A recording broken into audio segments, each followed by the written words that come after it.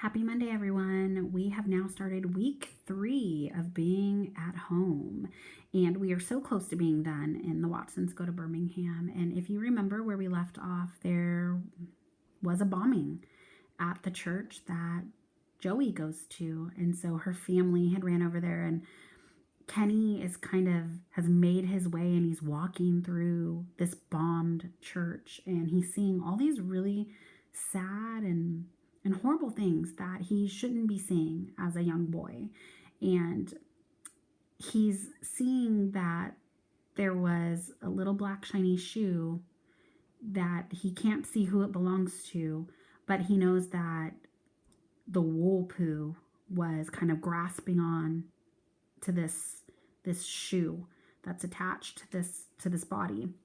And that's where we left off. And so this can be a little sad, this part of the story, and so we're just gonna have to go ahead and read and find out what's going on. And I think we need to understand that the wool poo by now is maybe seeing death. It's death coming to get you, which can be very scary when we think about it. But I think that the way that Christopher Paul Curtis writes this story and helps us understand what's going on is wonderful. So let's keep listening.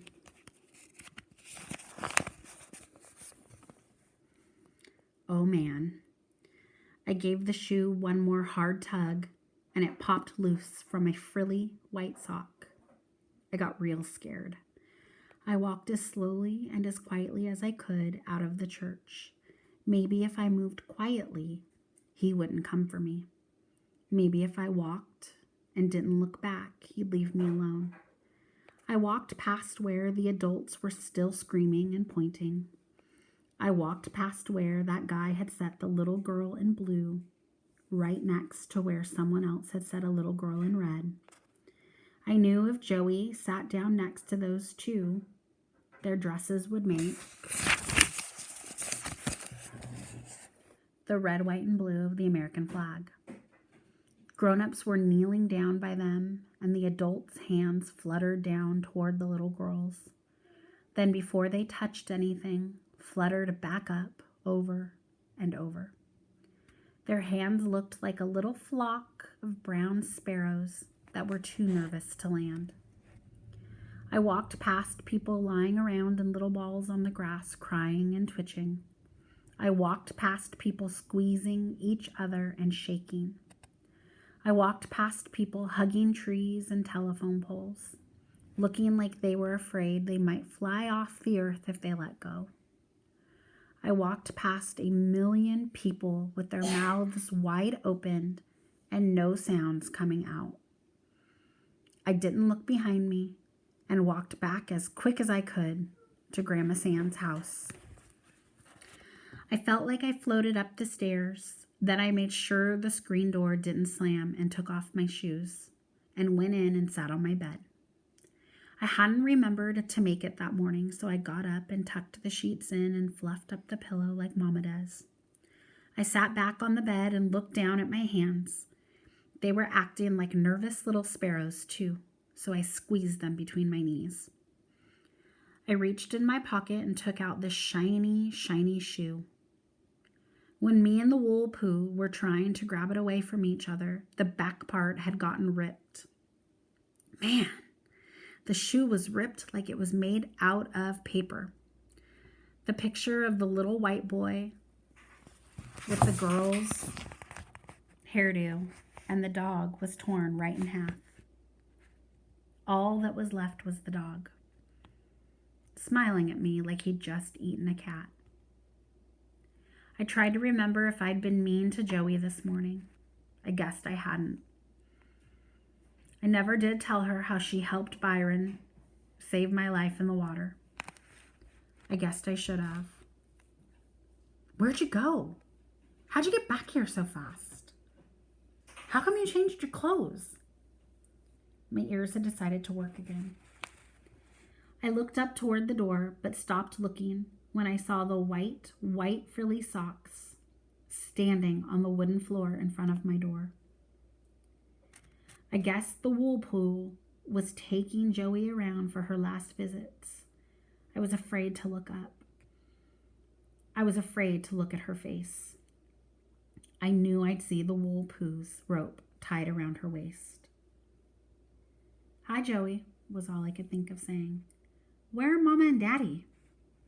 "Oh, you'll probably get to see them next.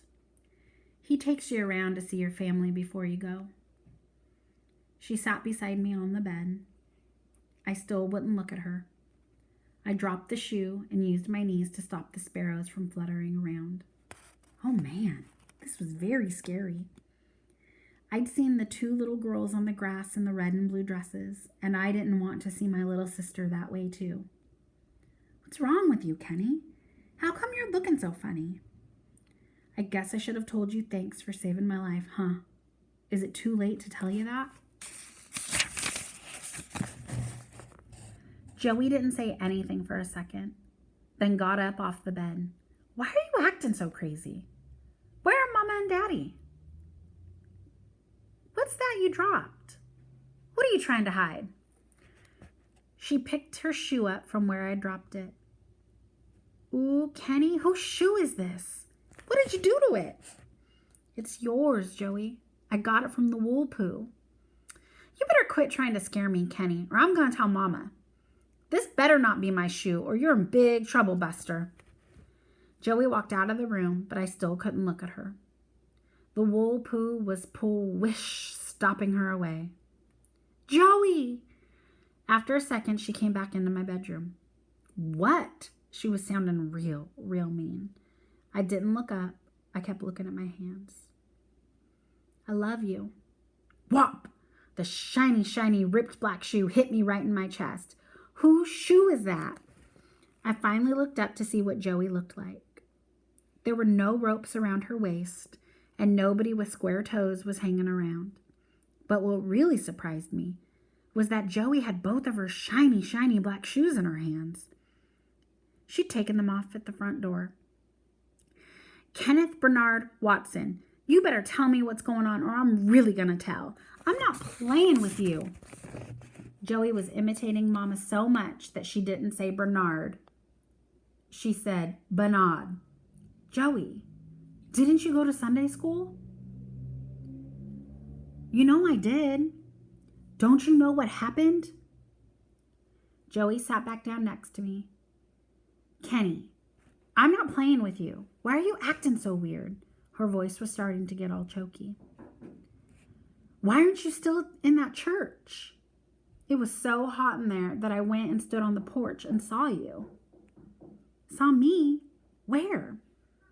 "Kenny, you better stop this nonsense. You know you waved at me from across the street. You know when I tried to come to you, you kept laughing and running in front of me. You know I chased you all the way down that street." Joey got a funny look on her face. "But you had on different clothes." Joey's voice was getting higher with everything she said, and when she was done, she was sounding real crazy. "Joey, that's it. You're through this time, mister. You don't know when to stop teasing, do you? That's it. I'm telling on you." Joey stood up and ran up the stairs screaming, "Mommy, Mommy, Mommy." I could hear Grandma Sands moving around upstairs, and she finally clomped down the steps and came into my room.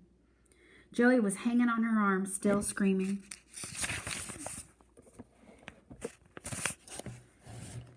Grandma Sands must have real thin blood, because even though it was hot as a furnace in the house, she had on a big, thick nightgown and a big, thick robe. The smell of baby powder came into the room a second after she did.